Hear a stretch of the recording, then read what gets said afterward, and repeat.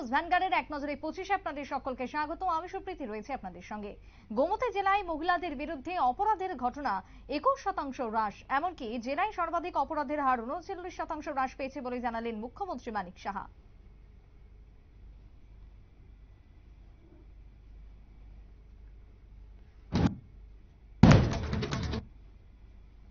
Hack হলো supreme কোর্টের YouTube channel. আচমকা দেখা দেয় আদালতের লাইভ স্ট্রিমিং এর পরিবর্তে ওই চ্যানেলে ক্রিপ্টোকারেন্সি নিয়ে একটি অনুষ্ঠান সম্প্রচার হচ্ছে। উল্লেখ্য, দিন কয়েক আগে আরজি কর মামলায় লাইভ স্ট্রিমিং নিয়ে আপত্তি জানিয়েছিল রাজ্যের আইনজীবী কপিল সিব্বল। এবার হ্যাকারদের কবলে পড়ল শীর্ষ আদালতের ইউটিউব চ্যানেল।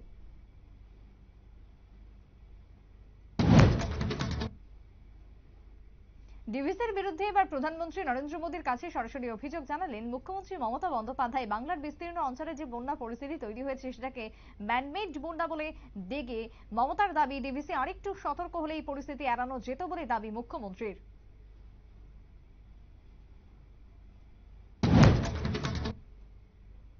বেকারদের কর্মসংস্থান আউটসোর্সিং বন্ধ সহ মোট 3 দফা দাবিকে সামনে রেখে শুক্রবার ডিওয়াইএফআই এবং টিওয়াইএফ এর পক্ষ থেকে উত্তর জেলা শাসক দেবপ্রিয় বর্ধনের কাছে ডেপুটেশন প্রদান। ডেপুটেশন জমা দিয়ে সংশ্লিষ্ট দলের পক্ষ থেকে জানানো হয় জেলা শাসক তাদের এই সমস্যা সমাধানে আশ্বাস দিয়েছেন।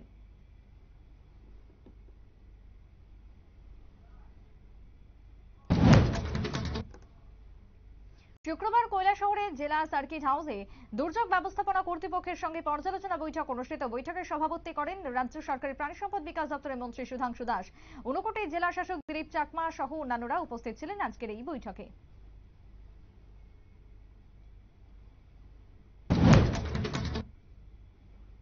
বন্যায় ক্ষতিগ্রস্ত মানুষদের স্বার্থে 11 দফা দাবিতে সাবরুম শহরে মিছিল করে মহকুমা শাসকের কাছে ডেপুটেশন দিল কৃষক ফ্রন্ট এবং সিআইটিইউ। মিছিলটি সাবরুম বাজার পরিক্রমা করে সাবরুম মহকুমা অফিসের সামনে জড়ো হয়। তারপরে জিএমপি নেতা প্রভাত চৌধুরী এবং ক্ষেতমজুর নেতা চিত্তরঞ্জন বসাক সহ 5 সদস্যের প্রতিনিধি দল স্মারকলিপি তুলে দেন।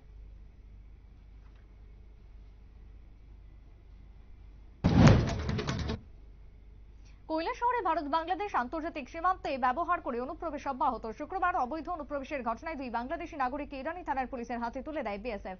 প্রাথমিক তদন্তে জানা গেছে আটক হওয়া 2 বাংলাদেশি নাগরিকের বাড়ি যথাক্রমে ঢাকার টুঙ্গি এবং মানিকগঞ্জ এলাকায়।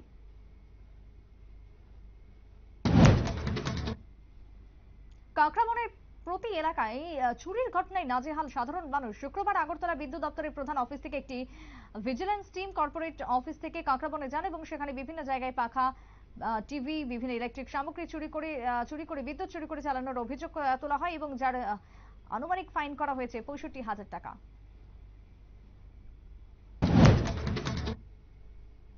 স্কুলের অ্যাডমিশন ফি, ডেভেলপমেন্ট ফি, স্পোর্টস ফি সহ বিভিন্ন ক্ষেত্রে প্রচুর টাকা গুনতে হচ্ছে অভিভাবকদের, যেটা কোনোভাবেই সবার পক্ষে সম্ভব হচ্ছে না। পাশাপাশি টাকা বেশি দিতে হলেও সঠিক পরিকাঠামো নেই স্কুলের। এর প্রতিবাদে স্কুলের সামনে রাস্তা অবরোধে সামিল সিমনা বিধানসভার ঈশানপুর দ্বাদশ শ্রেণী বিদ্যালয়ের ছাত্রছাত্রীরা।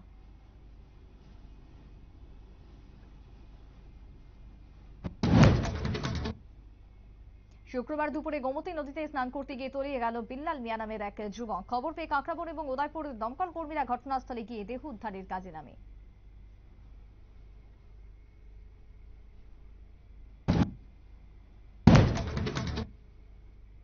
বাইক এবং অটোর মুখোমুখি সংঘর্ষে আহত 7 যাত্রী। ঘটনা শুক্রবার তেলিয়ামুড়া থানাধীন অসম আগরতলা জাতীয় সড়কের পুরিনপুর এলাকায়। জানা গেছে তেলিয়ামুড়ার রাংখলপাড়া থেকে অটো করে যাত্রীরা তেলিয়ামুড়া শহরের দিকে যাওয়ার সময় উল্টে থেকে আসা একটি বাইকের সঙ্গে মুখোমুখি সংঘর্ষ। আহতদের তেলিয়ামুড়া মহকুমা হাসপাতালে ভর্তি করা হয়েছে।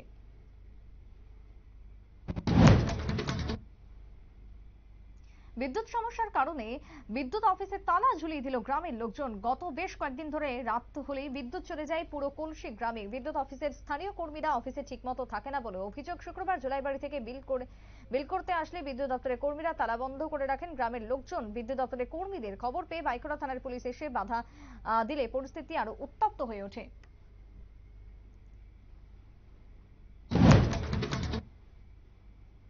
তিরুপতি মন্দিরের প্রসাদী লাড্ডুতে ব্যবহৃত হচ্ছে গরুর চর্বি, মাছের তেল। অভিযোগ উঠেছিল একদিন আগেই। এবার জানা গেছে লাড্ডু নাকি গিয়েছে অযোধ্যার রাম মন্দির উদ্বোধনের দিনেও। জানিয়ে শুরু হয়েছে নয়া বিতর্ক, মামলা সুপ্রিম কোর্টে।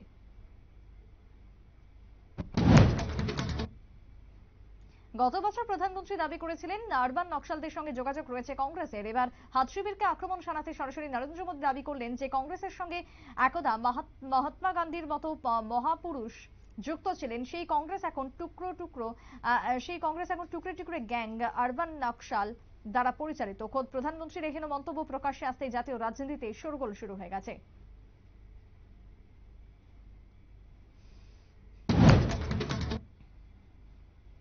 মাদ্রাসা নিয়ে এবার বিতর্কিত মন্তব্য করলেন কেন্দ্রীয় মন্ত্রী বান্দি সঞ্জয় কুমার। তেলেঙ্গানার একটি অনুষ্ঠানে গিয়ে তিনি বলেন, মাদ্রাসাগুলোতেই আসলে সন্ত্রাসবাদের আঁতুড়ঘর। দেশের জাতীয় সুরক্ষার ক্ষেত্রে ক্রমেই বিপজ্জনক হয়ে উঠেছে এই মাদ্রাসাগুলো। এখনই না থেমে সঞ্জয় আরো বলেন, এখানেই না থেমে তিনি বলেন, ঝাঁটা দিয়ে একে 47 রাইফেল বানানো শেখানো হচ্ছে মাদ্রাসার শিক্ষকদের দ্বারা।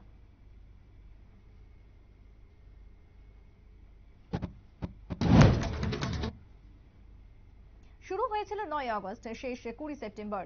এই 43 দিনে জুনিয়র চিকিৎসকদের আন্দোলন নানান বাধা পেরিয়েছে। আরজিকর হাসপাতালের চত্বর, লালবাজারের অদূরে ফিয়ার্স লেন থেকে এই আন্দোলন শেষ হয়ে পড়েছিল সল্টলেকের স্বাস্থ্য ভবনের সামনে রাস্তায়। 10 দিন ধরে চলেছে টানা অবস্থান, যা শুক্রবার দুপুর 3টেই শেষ হলো।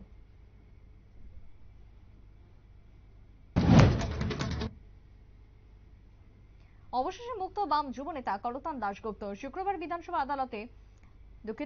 বিধাননগর আদালতে নথিপত্র এবং ব্যক্তিগত বন্ডের টাকা জমা দেওয়ার পরই মুক্তি পান তিনি। লাল আবির উড়িয়ে যুব বাম নেতাকে স্বাগত জানাতে হাজির ছিলেন দলীয় কর্মী সমর্থকরা। বাংলার ভোট পরবর্তী হিংসা মামলার সুপ্রিম কোর্টে ফের তোপের মুখে পড়ল সিবিআই। সাক্ষী এবং আইনজীবীদের ভয় দেখানো হচ্ছে এই অভিযোগ তুলে 2021 নির্বাচন পরবর্তী হিংসার 40টি মামলা রাজ্যের বাইরে সরানোর আর্জি নিয়ে সুপ্রিম কোর্টে দ্বারস্থ হয়েছিল সিবিআই। শীর্ষ আদালত সেই আর্জি প্রত্যাহার করে নেয়, নির্দেশ দিল কেন্দ্রীয় তদন্তকারী সংস্থাকে। সেই সঙ্গে সিবিআইকে কড়া ভাষায় তিরস্কার করা হলো।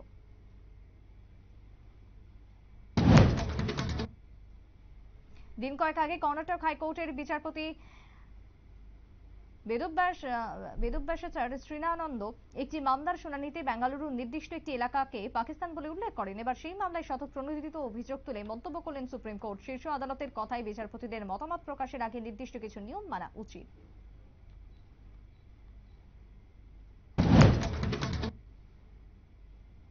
রাজস্থানের জয়সলমের পোখরান ফিল্ড ফায়ারিং রেঞ্জে দুর্ঘটনা। বিএসএফ এর মহড়া চলছিল, সে সময় একটি মর্টার আচমকাই ফেটে যায়। সেই বিস্ফোরণে বিএসএফ এর 3 জওয়ান আহত হয়েছেন বলে জানা গিয়েছে।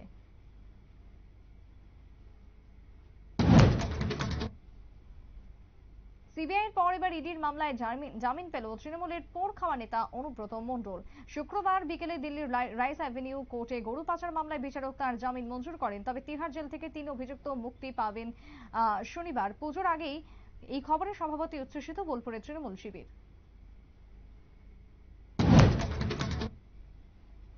গুরগাঁওতে বাইকারের মৃত্যুর ঘটনায় এবার নাম জড়াচ্ছে সেখানকার স্থানীয় বিজেপি নেতার। ভুল দিক থেকে আসা এসইউভি গাড়িকে বাইকের ধাক্কা লাগাতেই সঙ্গে সঙ্গে মৃত্যু হয় বাইক আরোহীর। জানা গেছে এসইউভি গাড়িটি স্থানীয় এক প্রভাবশালী বিজেপি নেতার এবং সে কারণে গাড়ি চালক কুলদীপ ঠাকুরের সাথে জামিন পেয়ে যান বলেও অভিযোগ।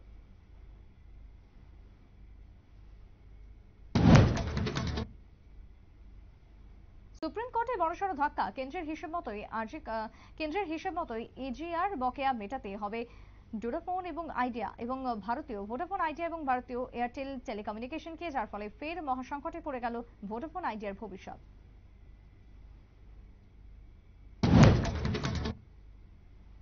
যখনই মানুষের পাশে দাঁড়ানোর কথা হয়েছে, কাজ করা হয়েছে মানুষের জন্য, তখনই কমলা হ্যারিস তা করে গেছেন। তা আমাদের উচিত এবার তাকে ক্ষমতায় আনা। সবাইকে আবেদন, তাকে ভোট দিয়ে জিতিয়ে আনুন। দেশবাসীর কাছে এই প্রার্থনা আমেরিকার প্রাক্তন প্রেসিডেন্ট বারাক ওবামার।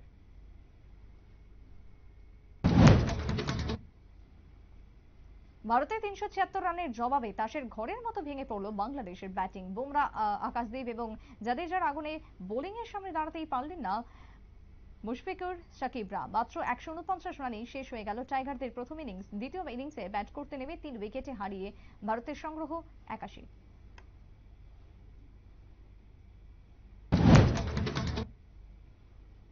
এখনকার মতো এক নজরে 25 পর্যন্ত। এই পরবর্তী নিউজ আপডেটের জন্য চোখ রাখুন শুধুমাত্র নিউজ ভ্যানগার্ডের পর্দায়। নমস্কার।